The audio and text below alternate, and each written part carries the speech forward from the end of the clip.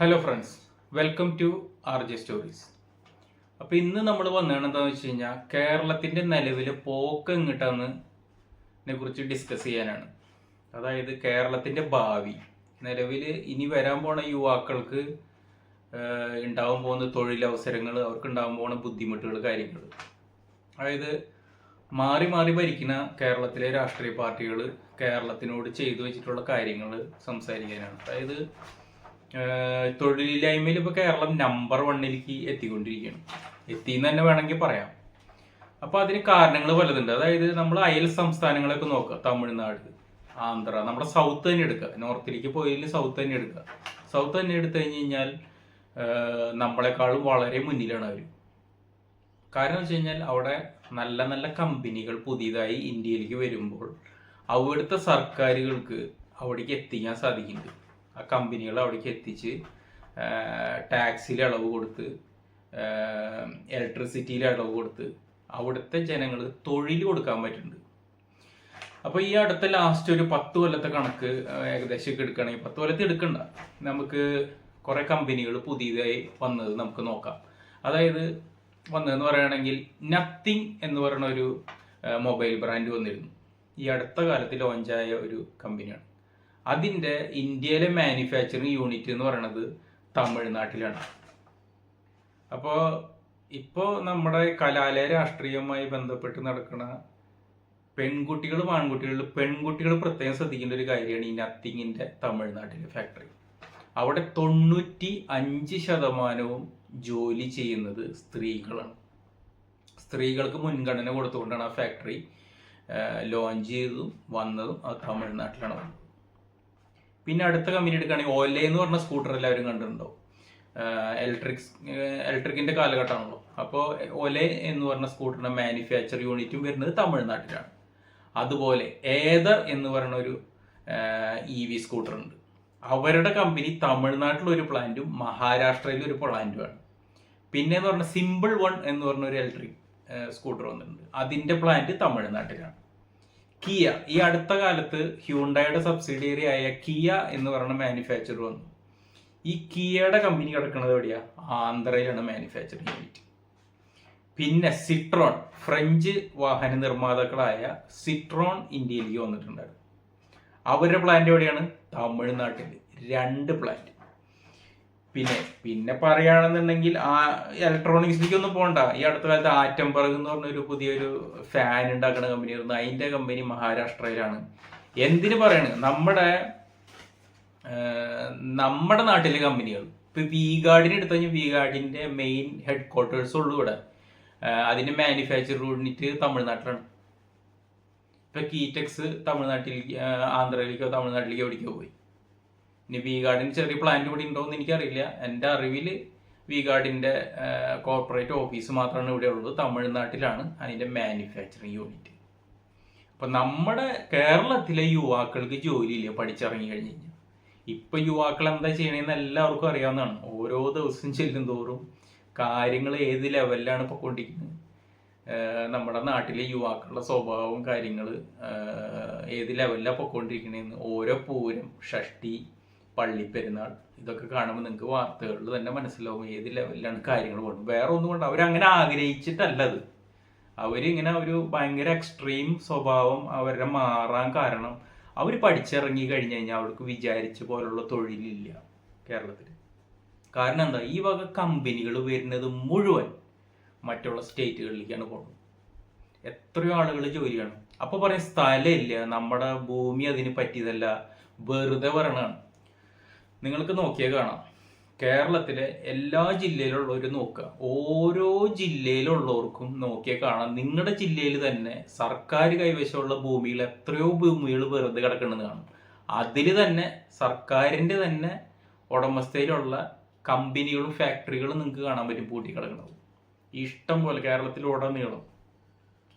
പിന്നെ റോഡ് ഗതാഗതം, ഇപ്പം തമിഴ്നാട്, ആന്ധ്ര അങ്ങനെയുള്ള സ്റ്റേറ്റുകൾ എടുത്തു കഴിഞ്ഞാൽ അവർക്ക് പോർട്ടിൽ നിന്നും ഒക്കെ പെട്ടെന്ന് ഹൈവേ വലിയതാണ്, 6 ലൈൻ വലിയ ഹൈവേ ആണ്. അതിനും ഉത്തരവാദികൾ ഇവിടുത്തെ രാഷ്ട്രീയക്കാർ തന്നെയാണ്. ഹൈവേയുടെ വീതി കൂട്ടുന്ന, പണ്ട് വീതി കൂട്ടുന്ന സമയം ഞങ്ങൾക്ക് ഇത്രയും വീതി വേണ്ടാന്ന് എഴുതി കൊടുത്ത ടീമാണ് ഇവിടെ ഉള്ളത്. അതായത് നമുക്കൊക്കെ ഒരു കമ്പനികളും കാര്യങ്ങളൊക്കെ വരുമ്പോൾ അത് ബൈപ്പാസിലും കാര്യങ്ങളിലൊക്കെ ആയിരിക്കും കമ്പനികൾ. അപ്പോൾ പെട്ടെന്ന് ലോജിസ്റ്റിക്സും കാര്യങ്ങളും പെട്ടെന്ന് എത്താനും കാര്യങ്ങൾക്കൊക്കെ അത് ഗുണം ചെയ്യും, കമ്പനികൾ ഗുണം ചെയ്യും. അപ്പോൾ അതും കൂടി നോക്കും. അപ്പോൾ എത്രയോ ടയർ കമ്പനികളുണ്ട്. എനിക്ക് തോന്നുന്നു അപ്പോളോ ടയേഴ്സിൻ്റെ 2 ബ്രാഞ്ച് മാത്രമാണെന്ന് തോന്നുന്നു കേരളത്തിലുള്ളത്. എത്രയോ ടയർ കമ്പനികളുണ്ട്. പിന്നെ വേറെയുള്ള കമ്പനികൾക്കൊന്നും ഞാൻ പോയിട്ടില്ല. കോസ്മെറ്റിക് അതുപോലെ മറ്റ് പലതും നമ്മുടെ ഇവിടെ ഇല്ല. പുതുതായിട്ട് ഒരു കമ്പനി വരുന്നില്ല. രാഷ്ട്രീയക്കാർ മാറി മാറി വരുന്ന രാഷ്ട്രീയക്കാർ വിദേശത്ത് പോകുന്നുണ്ട്. വിദേശത്ത് പോയിട്ട് തിരിച്ചു വന്നിട്ട് വെറുതെ പറയും 20,000 പേർക്ക് തൊഴിൽ കൊടുക്കാൻ പോകണം, ഇന്ന സാധനം ഒപ്പിട്ടു. എവിടെ? ഒന്നുമില്ല, വെറുതെയാണ് സംഭവം. സ്റ്റാലിൻ പോകുന്നുണ്ട്. സ്റ്റാലിൻ കേന്ദ്രമായിട്ട് ഉടക്കണം BJP ആയിട്ട്. എന്നിട്ട് അവിടെ എത്രയോ പുതിയ കമ്പനികളാണ് അവിടെ വന്നത്. അപ്പോൾ ഇതിന് കഴിവ് വേണം രാഷ്ട്രീയക്കാർക്ക്. നിലവിൽ മാറി മാറി ഭരിക്കുന്ന രാഷ്ട്രീയക്കാർ ശരിക്കും മലയാളിനെ പറ്റിക്കുകയാണ്. അതായത് ഒരൊറ്റ തള്ളാണ്, മലയാളി പ്രബുദ്ധനാണ്, മലയാളി പൊളിയല്ലേ എന്ന് പറഞ്ഞു കഴിഞ്ഞാൽ മലയാളികളെല്ലാവരും മറ്റേ സലീം കുമാർ ഇങ്ങനെ ഭയങ്കര ഇതിലിരിക്കുന്ന ഒരു മീം, ഒരു ഫോട്ടോ കണ്ടിട്ടുണ്ടോ? ഭയങ്കര അഭിമാനത്തോടെ എടുക്കുന്ന ഒരു തമാശയ്ക്ക് വേണ്ടി എല്ലാവരും സ്റ്റിക്കർ അയക്കുന്ന ഒരു സ്റ്റിക്കർ ഉണ്ടോ? അതുപോലെ ആവും പിന്നെ എല്ലാ മലയാളികളും. വെറുതെ പറ്റിക്കണം മലയാളികളെ. പിന്നെ എന്തോ അപ്പോൾ ഈ മറ്റുള്ള സ്റ്റേറ്റുകളിൽ ഈ കമ്പനികളെ കൊണ്ടുവന്നിട്ട് എന്താ ചെയ്യണേ? അവർക്ക് ഡിസ്കൗണ്ടും കാര്യങ്ങളും കൊടുത്ത് അപ്പോൾ അതിൽ നിന്നൊരു ടാക്സ് കിട്ടും. അവിടുത്തെ ജനങ്ങൾക്ക്, ആ സ്റ്റേറ്റിലെ ജനങ്ങൾക്ക് ജോലി കിട്ടും. അപ്പോൾ സർക്കാരിലേക്ക് ഇഷ്ടംപോലെ ടാക്സും കാര്യങ്ങളും കമ്പനികളിൽ നിന്ന് കിട്ടുമ്പോൾ ജനങ്ങളെ ചൂഷണം ചെയ്യേണ്ട ആവശ്യമില്ല. അപ്പോൾ അതുകൊണ്ടാണ് മറ്റ് സംസ്ഥാനങ്ങൾക്ക് ഓരോ സംഭവങ്ങളൊക്കെ ഫ്രീ കൊടുക്കുന്നത്. സ്ത്രീകൾ ഫ്രീ യാത്ര ചെയ്തോ, അല്ലെങ്കിൽ എന്തെങ്കിലും സ്പോർട്സുമായി ബന്ധപ്പെട്ട ആരെങ്കിലും നല്ല രീതിയിൽ വന്നു കഴിഞ്ഞാൽ അവർക്ക് നല്ല തുക പാരിതോഷികമായിട്ട് കൊടുക്കുക. അപ്പോൾ ഈ അടുത്ത കാലത്ത് ചെസ് ഇതിൽ വിജയിച്ച ആൾക്ക് 1 കോടി രൂപ കണ്ടാണ് തമിഴ്നാട് സർക്കാർ കൊടുത്തത്. എടുത്തങ്ങ് കൊടുക്കണം, രൊക്കം അങ്ങ് എടുത്ത് കൊടുക്കണം. നമ്മുടെ നാട്ടിലാണെങ്കിൽ പ്രവചിക്കൽ മാത്രമേ ഉള്ളൂ, കിട്ടലുണ്ടാവില്ല. നമ്മുടെ നാട്ടിൽ ഇപ്പോൾ എന്ത് ചെയ്യണ്? അതായത് നമ്മുടെ നാട്ടിൽ ചെയ്തുകൊണ്ടിരിക്കുന്നത് എന്താ? സർക്കാരിന് ബുദ്ധിമുട്ട് വന്നു കഴിഞ്ഞാൽ ലാൻഡ് ടാക്സ് കൂട്ടുക, കെട്ടിട നികുതി കൂട്ടുക, ലോട്ടറിക്ക് വില കൂട്ടുക, അതുപോലെ മദ്യത്തിന് വില കൂട്ടുക. ഇതൊക്കെയാണ് ചെയ്യുന്നത്. അത് ആ ഭാരം സാധാരണക്കാരൻ്റെ മേലിലാണ് വരുന്നത്. അതുപോലെ ഇപ്പോൾ ഈ അടുത്ത കഴിഞ്ഞ ബഡ്ജറ്റിൽ വന്നത് എന്താ? കഴിഞ്ഞ ബഡ്ജറ്റിൽ വന്നത് 15 വർഷം പഴക്കമുള്ള വണ്ടികളുടെ നികുതി ഒരു 50% അങ്ങോട്ട് കൂട്ടി, ഇരട്ടി. അതാരെ യൂസ് ചെയ്യണം? ഈ 15 കൊല്ലം പഴക്കമുള്ള കാറുകളോ എന്ത് വാഹനമായിക്കോട്ടെ, ആരെ യൂസ് ചെയ്യണം? സാധാരണക്കാർ. ഇതൊന്നും ഇതിലുള്ള ആരെയും ബാധിക്കുന്ന കാര്യങ്ങളല്ല. അപ്പോൾ ഈ നിലയ്ക്ക് പോവുകയാണെങ്കിൽ ഇത് എവിടെ ചെന്ന് അവസാനിക്കും? എപ്പോഴും എങ്ങനെ കേന്ദ്രത്തിനെ കുറ്റം പറയും? തന്നില്ല എന്ന് പറയണത്.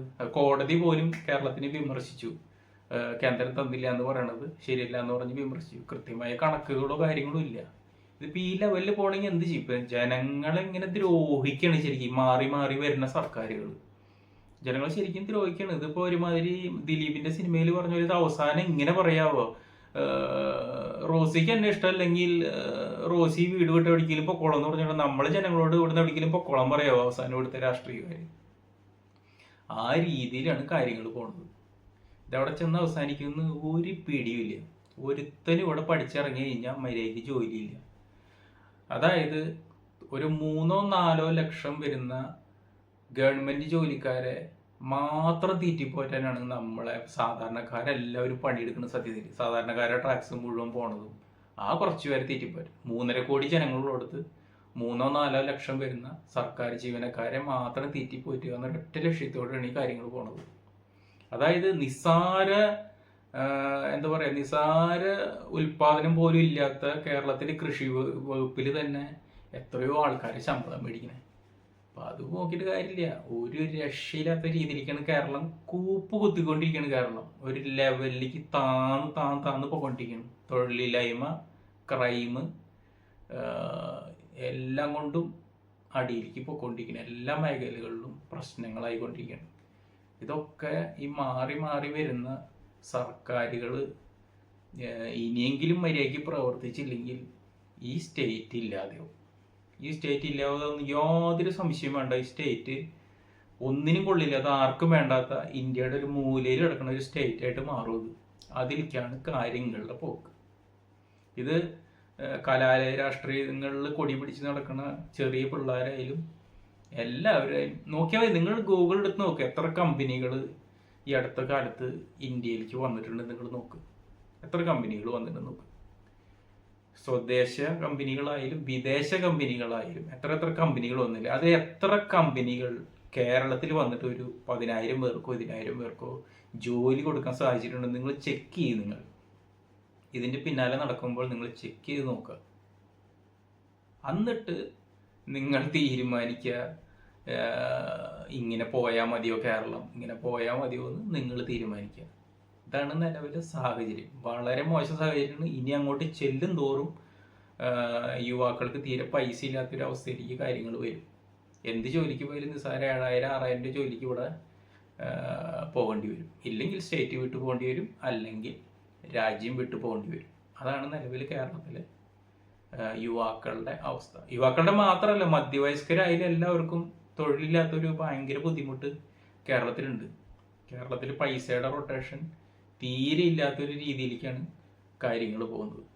ഇത് എവിടെ ചെന്ന് അവസാനിക്കും എന്നുള്ളത് പറയാൻ സാധിക്കില്ല. എന്തായാലും നല്ല രീതിയിൽ അവസാനിക്കാനുള്ള ഒരു പോക്കല്ല ഈ പോണത്.